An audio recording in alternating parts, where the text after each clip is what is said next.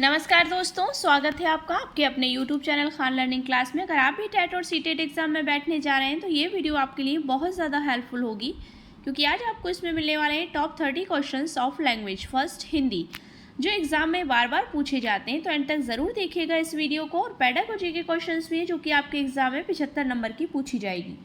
हम आपके एग्ज़ाम का प्री निकालने में, जो एमपी टेट के एग्ज़ाम में आप बैठने जा रहे हैं उसका प्री निकालने में हम आपके लिए पूरी मेहनत करेंगे। बस आप वीडियो को एंड तक ज़रूर देखिएगा। तो चलिए स्टार्ट करते हैं आज की वीडियो। निम्नलिखित गद्यांश को पढ़कर पूछे गए प्रश्नों के सही उपयुक्त उत्तर वाले विकल्प को चुनिए। तमिलनाडु भारत के दक्षिणी छोर पर बसा राज्य है, जिसे प्रकृति ने मैदानी, समुद्री तथा पर्वतीय विभिन्नताएं प्रदान कर अपने हाथों से संवारा है। यहाँ के मूल निवासी द्रविड़ हैं और तमिल भाषा बोलते हैं। इस राज्य को वास्तुशिल्प, मूर्ति तथा भवन निर्माण कला की दृष्टि से समृद्ध बनाने में चोल और चेर वंश के राजाओं का अत्यंत महत्वपूर्ण स्थान है। तमिलनाडु को मंदिरों का राज्य भी कहा जाता है। यहाँ अनेक प्राचीन मंदिर हैं जो स्थापत्य कला के अद्वितीय नमूने हैं। इससे रिलेटेड फर्स्ट क्वेश्चन है, निम्नलिखित में से कौन सा राज्य भारत के दक्षिण में स्थित है? तो आप समझ ही गए होंगे, ऑप्शन नंबर 20 का राइट आंसर हो जाएगा। तमिलनाडु राज्य जो है वो भारत के दक्षिण में स्थित है, जबकि गुजरात भारत के पश्चिमी हिस्से में स्थित है। सो ऑप्शन 20 का राइट आंसर हो जाएगा। नेक्स्ट क्वेश्चन है, स्थापत्य कला का अर्थ है भवन निर्माण की कला, मूर्ति बनाने की कला, भित्ति चित्र बनाने की कला या फिर मंदिर निर्माण की कला। सो राइट आंसर क्या हो जाएगा? ऑप्शन नंबर ए, भवन निर्माण की कला। नेक्स्ट है, चोल तथा चेर राजाओं ने तमिलनाडु को समृद्ध बनाया है। चोल तथा चेर राजाओं ने तमिलनाडु को समृद्ध बनाया, चित्रकला में, मंदिर निर्माण कला में, गीत संगीत में या फिर वास्तुशिल्प, मूर्ति एवं भवन निर्माण कला में। सो राइट आंसर हो जाएगा ऑप्शन नंबर डी, वास्तुशिल्प, मूर्ति एवं भवन निर्माण कला में, अकॉर्डिंग टू गद्यांश जो अभी हम पढ़कर आए हैं उससे रिलेटेड है। सो ऑप्शन सी इसका राइट आंसर हो जाएगा। नेक्स्ट है, तमिलनाडु को मंदिरों का राज्य भी कहा जाता है। वाक्य से तात्पर्य, तमिलनाडु में मंदिरों का राज्य है, तमिलनाडु में प्राचीन मंदिर है, तमिलनाडु में मंदिरों की बहुलता है या तमिलनाडु में मंदिरों को महत्व दिया जाता है।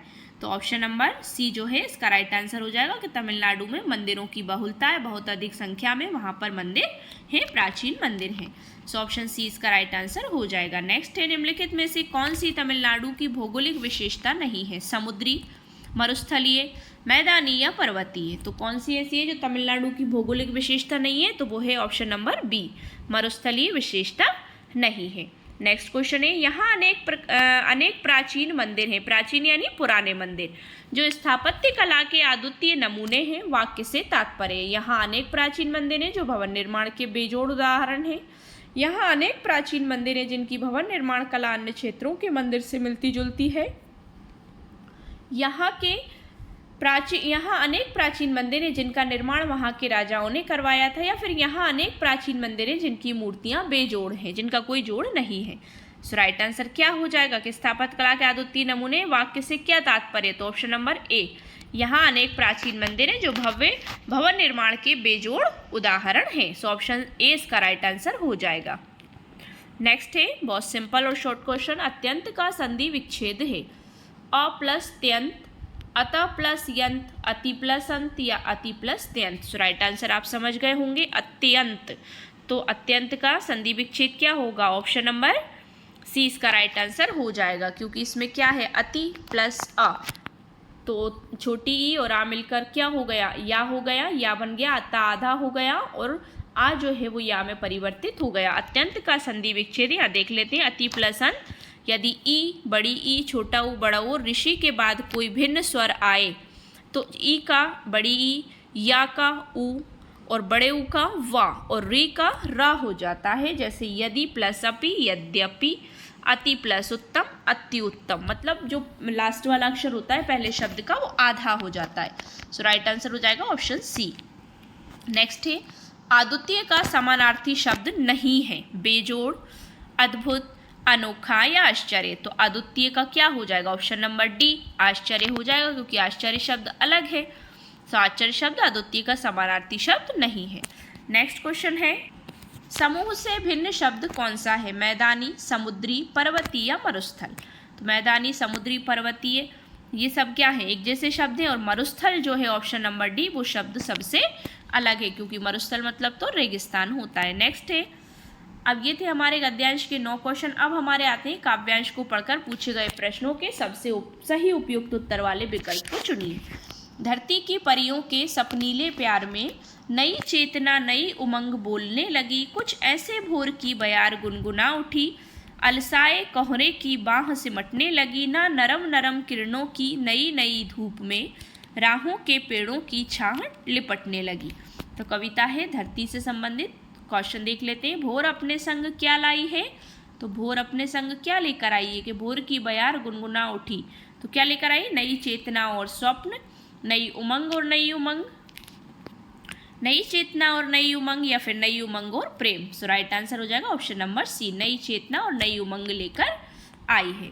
नेक्स्ट है, पेड़ों की छाह लिपटने लगी पंक्ति की ओर संकेत करती है, धूप के कम होने, धूप के बढ़ने, कोहरे के बढ़ने या पेड़ों के बढ़ने। तो पेड़ों की छाह लिपटने लगी, right answer option number B, धूप के बढ़ने, मतलब जब धूप ज़्यादा तेज़ होती है, वो बड़ा पेड़ के नीचे हम बैठ जाते हैं, पेड़ की छाया में हम छिप जाते हैं। सो ऑप्शन बी इसका राइट आंसर हो जाएगा। नेक्स्ट है, नरम नरम किरणों से क्या तात्पर्य है, सूरज की किरणें धूप में नहा ली हैं, सूरज की किरणें नरम पड़ रही हैं, या सूरज की किरणें नरम होती हैं, या सूरज अभी अभी उगा है। तो नरम नरम किरणों से क्या तात्पर्य है, ऑप्शन नंबर डी, कि सूरज अभी अभी उगा है, इसलिए उसकी किरणों में ज़्यादा तेज़ी नहीं है।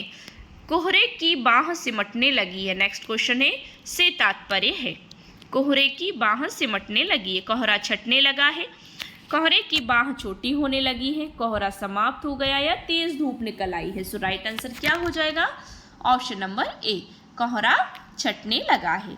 नेक्स्ट क्वेश्चन है, भोर की बयार गुनगुना उठी पंक्ति में अलंकार है, कौन सा, अनुप्रास, मानवीकरण, रूपक या उपमा। तो भोर की बयार गुनगुना उठी पंक्ति में कौन सा अलंकार है, देखिए भोर की बयार गुनगुना उठी पंक्ति में मानवीकरण अलंकार है, जहाँ अचेतन वस्तु का चेतन अथवा जीवित के समान वर्णन किया गया है कि भोर तो सुबह है जो अजीवित है, लेकिन गुनगुना उठी, अब गुनगुनाता कौन है, जीवित, तो उसका जीवित प्राणी से या जीवित से उसके समान वर्णन किया जाए, वहाँ मानवीकरण अलंकार होता है। किसी वस्तु अचेतन वस्तु का चेतन अथवा जीवित के समान वर्णन किया जाए तो वहाँ मानवीकरण अलंकार होता है। जैसे बीती विभावरी जागरी, अंबर पनघट में डुबो रही, ताराघट उषा नगरी।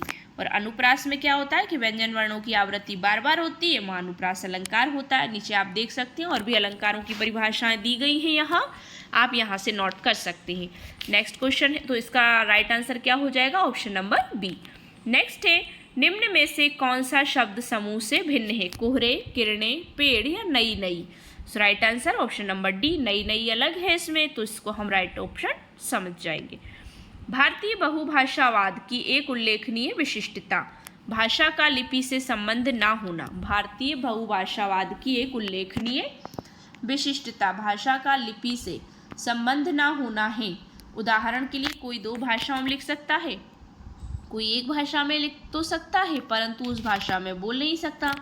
कोई देवनागरी लिपि का प्रयोग करते हुए उर्दू भाषा लिख सकता है, कोई ध्वनि विज्ञान संबंधी संकेतों का प्रयोग करते हुए अंग्रेजी लिख सकता है। सो राइट आंसर हो जाएगा ऑप्शन नंबर सी, कि कोई देवनागरी लिपि का प्रयोग करते हुए उर्दू भाषा भी लिख सकता है। तो ऑप्शन सी इसका राइट आंसर हो जाएगा। नेक्स्ट है, ट्रांसलैंग्वेजिंग से क्या तात्पर्य। ट्रांसलैंग्वेजिंग, लैंग्वेज ट्रांसलैंग्वेज जो होती है ना, कई भाषाओं के प्रयोग की जगह एक भाषा का प्रयोग। भाषा को एक प्रक्रिया के रूप में देखना, ना कि एक उत्पाद के रूप में। वर्तमान समय के साहित्य में बहुभाषावाद के लिए नई पदावली है। अनुवाद की विस्तृत परंपरा के केंद्र में भाषा को रखना। तो ट्रांसलैंग्वेजिंग से क्या आशय हो जाएगा, राइट आंसर ऑप्शन बी, कि भाषा को एक प्रक्रिया के रूप में देखना, ना कि एक उत्पाद के रूप में रखना। नेक्स्ट क्वेश्चन है, भाषा शिक्षा में रचनात्मकता से क्या अभिप्राय। कक्षा में किए जा सकने वाले खुले अंत वाले नए नए प्रश्न जिनकी तरह तरह की व्याख्या और उत्तर हो। किसी तथ्य के प्रति समझ बनाने के लिए विभिन्न विषयों से तथ्यों को जुटाना, या शिक्षण की नई विधियों का प्रयोग करते हुए कक्षाई गतिविधि, या फिर संप्रेषणात्मक भाषा शिक्षण का प्रयोग करते हुए कक्षा में प्रयुक्त सामग्री। तो भाषा शिक्षा में रचनात्मकता से क्या अभिप्राय, ऑप्शन नंबर ए, जो इसका राइट आंसर हो जाएगा कि कक्षा में किए जा सकने वाले खुले अंत वाले नए नए प्रश्न जिनकी तरह तरह की व्याख्या और उत्तर हो। सो ऑप्शन ए इसका राइट आंसर हो जाएगा। नेक्स्ट क्वेश्चन है, पाठ श्रवण के लिए निम्नलिखित में से कौन सी सही सलाह है? पाठ श्रवण के लिए, निम्न पाठ को सुनने के लिए, मतलब निम्नलिखित में से कौन सी सही सलाह है? श्रवण रिकॉर्डिंग शुरू करने से पहले श्रव्य रिकॉर्डिंग, ऑडियो रिकॉर्डिंग शुरू करने से पहले श्रवण कार्य से संबंधित विस्तृत लेख पढ़ने के लिए देना, निष्कर्ष सुनते समय ची ची आवाज़ करने वाले पेन से बोर्ड पर लिखना, एक बार से अधिक रिकॉर्डिंग ना सुनाई जाए, या यदि श्रव्य सामग्री विद्यार्थियों के स्तर के उपयुक्त है तो बीच बीच में रोका ना जाए, पॉज ना दिया जाए, मतलब उन्हें बीच में ना रोका जाए। सो राइट आंसर क्या हो जाएगा? ऑप्शन नंबर ए, श्रव्य रिकॉर्डिंग शुरू करने से पहले श्रवण कार्य से संबंधित विस्तृत लेख पढ़ने के लिए दिया जाए। तो ये कौन सी सही सलाह है? यही सही सलाह है, option number A. Next question है, निम्नलिखित में से कौन सा व्याकरण पढ़ाने का चरण नहीं है? कौन सा ऐसा जो स्टेप्स है वो व्याकरण यानी ग्रामर पढ़ाने का नहीं है? विद्यार्थी की भाषा में अध्यापक द्वारा संशोधन करना, किसी विशिष्ट व्याकरणिक बिंदु का प्रयोग करने वाली संप्रेषण गतिविधि, अध्यापक द्वारा अर्थ और नियम की जांच करना, पढ़ाए गए वाक्यों का अभ्यास यानी ड्रिल करवाना। सो राइट आंसर हो जाएगा ऑप्शन नंबर डी, कि पढ़ाए गए वाक्यों का अभ्यास यानी ड्रिल करवाना। ड्रिल क्या होता है कि जिसमें हम किसी भाषा को पढ़ाना, समझाना, उनका पुनर्अभ्यास करवाना, ये ड्रिल पद्धति होती है। तो निम्न में से कौन सा व्याकरण पढ़ाने का चरण नहीं है? तो वो ड्रिल करवाने वाला नहीं है। नेक्स्ट क्वेश्चन है, निम्नलिखित में से कौन सी भाषा शिक्षा की अवधारणा नहीं है? ट्रांसलैंग्वेजिंग, बुद्धि, पठन वैकल्य या भाषा संबंधी विशिष्ट विकार। सो 21 का राइट आंसर क्या हो जाएगा? ऑप्शन नंबर बी, मतलब बुद्धि। निम्नलिखित में से कौन सा है जो कौन सी भाषा शिक्षा की अवधारणा नहीं है? तो वो है बुद्धि नहीं है। नेक्स्ट क्वेश्चन है, भाषा की कक्षा में अध्यापक द्वारा पूछे जा रहे प्रश्न महत्वपूर्ण निर्देशात्मक उपकरण होते हैं, क्योंकि भाषा की कक्षा में अध्यापक द्वारा पूछे जा रहे जो प्रश्न है वो महत्वपूर्ण निर्देशात्मक उपकरण होते हैं, क्योंकि लगातार बोल रहे अध्यापक को थोड़ी देर के लिए आराम मिल जाता है, कक्षा में विद्यार्थियों की सहभागिता बढ़ जाती है, अध्यापकों को लंबी लंबी व्याख्या नहीं करनी पड़ती है, या फिर इस समय अध्यापक पाठ्य योजना के बारे में तुरंत निर्णय ले सकते हैं। तो भाषा की कक्षा में अध्यापक द्वारा अगर प्रश्न पूछे जा रहे हैं तो महत्वपूर्ण निर्देशात्मक उपकरण है। क्या है, क्यों है ये?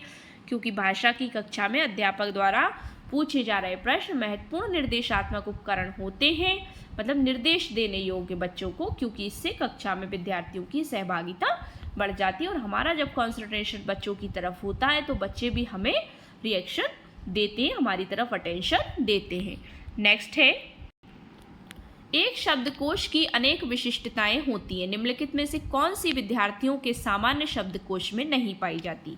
अब एक शब्दकोश मतलब जो डिक्शनरी होती है उसमें अनेक विशिष्टताएं होती हैं, कौन सी ऐसी है जो विद्यार्थियों के सामान्य शब्दकोश में नहीं पाई जाती? उच्चारण, शब्द अर्थ, शब्द की उत्पत्ति या बलाघात। बलाघात मतलब किसी शब्द पर आघात देना, प्रेशर देना। सो राइट आंसर क्या हो जाएगा? ऑप्शन नंबर सी, शब्द की उत्पत्ति उसमें नहीं होती। नेक्स्ट है, निम्नलिखित में से कौन सा पठन का आयाम नहीं है? भाषा की लिपि की पहचान, पाठ को विस्तार देते हुए उसकी व्याख्या करना, पाठ्य सामग्री में से मुख्य बिंदु की पहचान करना, या फिर कृतवाच्य और कर्मवाच्य की पहचान करना। एक्टिव टू पैसिव वॉइस, ये हम इंग्लिश में भी पढ़ते हैं। तो निम्नलिखित में से कौन सा पठन का आयाम नहीं है? सो राइट आंसर हो जाएगा ऑप्शन नंबर डी, कृतवाच्य और कर्मवाच्य की पहचान करना, ये पठन का आयाम नहीं है। नेक्स्ट है, भाषा शिक्षण के संदर्भ में प्रामाणिकता की अवधारणा किससे संबंधित है? प्रमाण देना, प्रूफ करना, वास्तविक संप्रेषणात्मक उद्देश्य के लिए प्रदत्त कार्य है, दो भाषाओं में शब्द सूची है, या बोली और लिखी गई सामग्री है, या आरंभिक साक्षरता है। तो भाषा शिक्षण के संदर्भ में जो प्रामाणिकता है वो की अवधारणा से संबंधित है, कौन से कॉन्सेप्ट से संबंधित है? तो वो है ऑप्शन नंबर सी से, बोली और लिखी गई सामग्री से। नेक्स्ट है, निम्नलिखित में से कौन सा कथन भाषा के खेलों के बारे में गलत है? खेल विद्यार्थियों को अधिगम के उद्देश्य से भटकाते हैं, खेल पूर्व अधिगम को पुनर्वलन करते हैं, पूर्व मतलब पहले जो हम लर्निंग कर चुके हैं, खेल अपने आप में एक पाठ का रूप ले लेते हैं, या अध्यापक को खेल अधिगम उद्देश्यों के साथ संबद्ध करना कठिन है। तो कौन सा कथन भाषा के खेलों के बारे में गलत है? सो राइट आंसर हो जाएगा ऑप्शन ए कि खेल विद्यार्थियों को अधिगम के उद्देश्य से भटकाते हैं, यही गलत है। बल्कि ऐसा नहीं है कि खेलने से क्या रहता है, बच्चा फिजिकली फिट होता है और उसके अंदर स्फूर्ति आती है, फिटनेस आती है और वो फुर्तीला हो जाता है और उसका माइंड भी फ्रेश हो जाता है। तो खेल में आजकल तो ऐसा है कि एक्टिविटी बेस्ड लर्निंग हो गई, तो खेल में बच्चों को शिक्षा देना, तो खेल जो है बच्चों को अधिगम से कभी नहीं भटका सकती। नेक्स्ट क्वेश्चन है, वाचन शिक्षण के लिए कुछ विचार बिंदु दिए गए हैं। वाचन शिक्षण, वाचन मतलब बोलना, वाचन करना, रीडिंग, टीचिंग के लिए कुछ विचार बिंदु दिए गए। उस विचार बिंदु की पहचान करें जो अत्यधिक उपयोगी नहीं है। विद्यार्थियों को बोलने से पहले कुछ वाक्यांश देना। वाचन के अभ्यास के लिए लिया गया टॉपिक शिक्षार्थियों के स्तर का होना, मतलब ऐसा टॉपिक हो जिस पर बच्चा बोल सके। वाचन के लिए सामग्री पूर्व में पढ़े गए पठन संबंधी पाठ से ली जा सकती है। वाचन के लिए जो सामग्री है वो पूर्व में पढ़े गए पठन संबंधी पाठ से ली जा सकती है, मतलब जो हम पहले पढ़ चुके हैं। वाचन के समय विद्यार्थियों के वाचन में संशोधन कर देना चाहिए, मतलब जब बच्चा जहाँ पर गलती कर रहा है उसे वहीं टोक कर उसे संशोधन करवा देना चाहिए। सो राइट आंसर क्या हो जाएगा, कौन सा उपयोगी नहीं है पूछा है।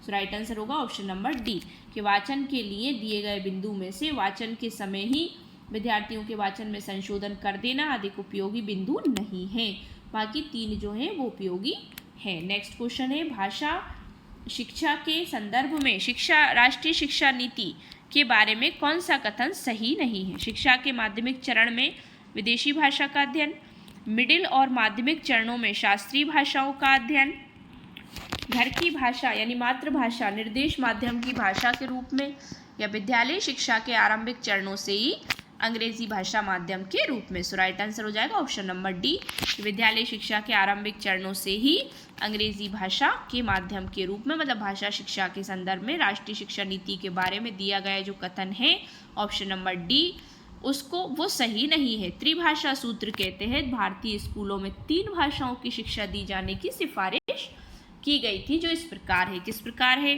पहली मातृभाषा, क्षेत्रीय भाषा, दूसरी भाषा गैर हिंदी भाषी राज्यों में हिंदी या अंग्रेजी, या तीसरी भाषा जो है वो हिंदी भाषी तथा गैर हिंदी भाषी राज्यों में अंग्रेजी या एक शास्त्रीय भाषा। नेक्स्ट क्वेश्चन है ऑप्शन डी जो इसका राइट आंसर हो जाएगा। नेक्स्ट है, अध्यापिका समय समय पर विभिन्न प्रकार के लिखित व मौखिक रिटन एंड ऑरल परीक्षण जो एक्सपेरिमेंट है प्रदत्त कार्यों के माध्यम से देती है। कभी रिटर्न दे दिया, कभी ऑरल दे दिया, तो ऐसे एक्सपेरिमेंट बच्चों से करवाती है और इनका प्रयोग आकलन के लिए भी करती है, मतलब इवोल्यूशन भी करती है उनके आधार पर। तो इस आकलन को किस रूप में जाना जाएगा? रचनात्मक आकलन है, संकल्पनात्मक आकलन है, पोर्टफोलियो आकलन है, या दक्षता आधारित आकलन है। सो राइट आंसर क्या हो जाएगा ऑप्शन नंबर ए, रचनात्मक आकलन है, मतलब वो क्रिएटिविटी करवाना चाहती है।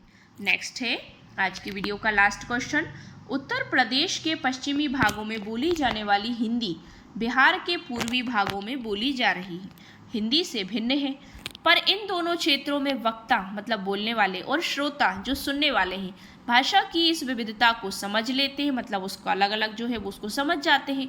हिंदी की इन दो विविधताओं को किस रूप में जाना जाएगा? विभिन्न भाषाएं हैं, एक हिंदी है और दूसरी भोजपुरी है, ये हिंदी भाषा की बोलियां हैं, या फिर ये एक ही भाषा है। सो राइट आंसर क्या हो जाएगा कि ऑप्शन नंबर सी, ये हिंदी भाषा की ही बोलियां हैं जिन्हें विविध रूप प्रदान किए गए लेकिन भाषा तो एक ही है। तो ये थी हमारी 30 क्वेश्चंस की क्लास। आई होप सो आपको वीडियो पसंद आया होगा। अगर वीडियो पसंद आया तो वीडियो को लाइक शेयर करिए, चैनल को सब्सक्राइब कर लीजिए और बेल आइकन प्रेस करना बिल्कुल ना भूलें, जिससे कि आप हमारी कोई भी लेटेस्ट अपलोड मिस ना करें। Thanks for watching my video and see you again with the next video. Thank you so much once again.